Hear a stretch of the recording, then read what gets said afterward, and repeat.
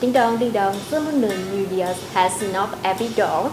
We online would like to send to our audience happiness, luck, love, and health.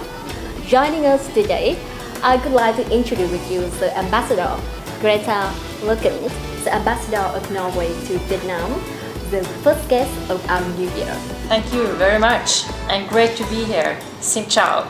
Besides promoting the cooperations and friendships between Vietnam and Norway, promoting gender equality, empowering women, and inspiring the young generations are always of her top priorities. As far as I know, you visited Vietnam 25 years ago, and once again, Vietnam also your first choice when you decide to undertake your 3-year mission here. So I am a little bit curious. What impressed you the most about Vietnam? Wow, that's a big question, but I can tell you with honesty that it's the Vietnamese people. They have impressed me a lot. That was sort of my first impression when I visited Vietnam in the beginning of the 90s. I was so impressed by the spirit of the Vietnamese people and the very dynamic atmosphere. This was in the in the beginning of the opening up of Vietnam, and everyone was, forward-looking and looking for all the new opportunities. And I see the same when I came back in 2018, and you are right, Vietnam was my first choice. I was also, you have kept a very dynamic atmosphere, and I love the street life of Vietnam. That's why I love Hanoi also. It's really the atmosphere of this historic city and bustling street life. And of course, Vietnamese food. I'm a big fan of Vietnamese soups, pho, and all the different noodle soup, but also the spring rolls. So yes, Vietnam in terms of cuisine is one of my favorites. Yes. During the working term in here, you have carried out a lot of activities and traveled across the land and the breadth of our countries. So, what is your favorite place and why? Oh, I have many favorite places in Vietnam, and I was lucky to come to Vietnam 1.5 years before COVID-19 struck. So I have been lucky actually to be traveling quite a lot in Vietnam before COVID-19 hit. So I've been in the south, many times in Ho Chi Minh City. I've been to Phu Quoc. The lovely beaches is one of my favorite places. And of course Hoi An, I love it. I spent my first Christmas in Hoi An, and which was very, very nice. I had friends coming from Norway, and of course I've been in Dalat. You have Vietnam, you have the long coastline, you have the mountains, the beautiful rural settings, and you have such a beautiful and strong cultural and historical heritage. So it's a lot to see in Vietnam, and I think that's why Vietnam also has become a very popular for tourists to come to Vietnam, because this is a country where you can experience everything. Raising public awareness about protecting women and girls in Vietnam is one of your endeavors. So, why do you choose this topic? Yeah, I'm being a woman myself and belonging to a very strong, the generation of a strong women's movement in Norway in the 70s, 1970s. Of course, this has been to promote gender equality, women's empowerment. That has been an equal opportunities. That has been my priorities, not just in Vietnam, but I've been posted to many countries, and I think gender equality, personally, it's very important for me, but it's also one of the key priorities for the Norwegian government. And so for me, meeting so many strong women in Vietnam and interacting with them, I would like very much to give my support to them and share experiences. And I think one of the, in many ways, Vietnam you have a very high percentage of women in the workforce. Same in Norway, and I think just to give an example, that when the Norwegian women joined the workforce in big numbers in the 1970s, it really created a lot of economic benefits to the Norwegian economy, much more than actually our revenues from oil and gas. So it's a message that not using the resources of half the population, it's not just about this is not the right thing to do, but it's not smart economics.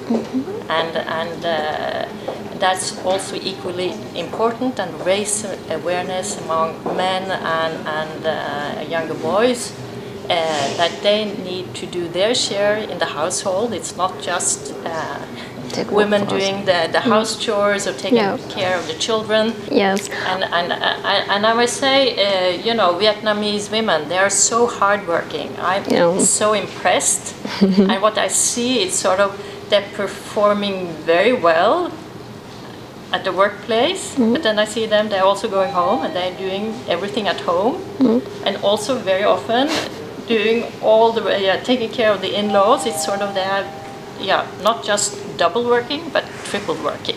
I get that. Yeah. In your point of view, what do government and society could do to achieve gender equality? It was a very important moment when women joined politics and became members of parliament. Then we saw the legislation of family-friendly politics. Yeah, right. And so that was a very important moment. Today, the majority today, our government today, it's actually the majority of the members are actually women. Which is, so my foreign minister, she's a woman. The previous one was a woman.